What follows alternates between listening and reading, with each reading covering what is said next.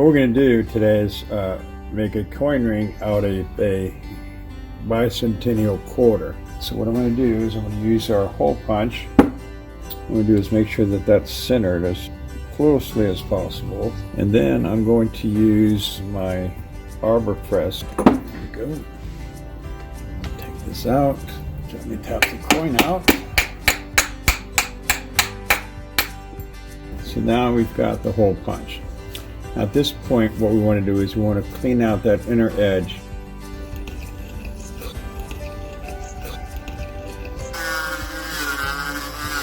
Okay, now that you got that done, we've got that edge off of there.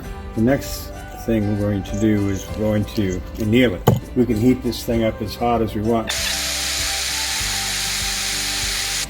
And now we're going to quench it in water and a little liver of sulfur. So now we got it quenched. Next thing you want to do is you want to start to fold this coin up. Use these right here and this ring sizer here. Once that's done, what you want to do is you want to sand this edge here. No micro cracks or anything like that. Now we're going to start to stretch the coin. So I'm going to anneal it one more time. Crunch it. This is a ring stretcher. You start to stretch the ring. Looking good.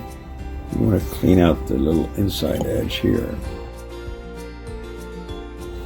Now at this point, what we want to do is to start taking off that patina that we've put on. So we're going to start on the inside. I'd like to use a Dremel.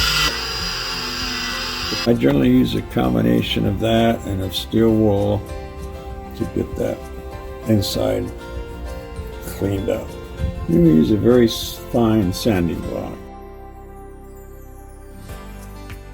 I'm going to put a little bullet on the inside and the outside. And I'm going to use a Dremel with a polishing buffer on it. We want to make sure we get the inside and the outside. The last thing we do is put on what's called a Renaissance wax. This helps protect the patina that we put on there and protects the coin in general. And there we have it.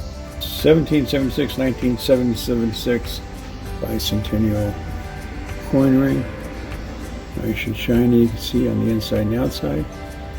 There's our ring. And thanks for watching.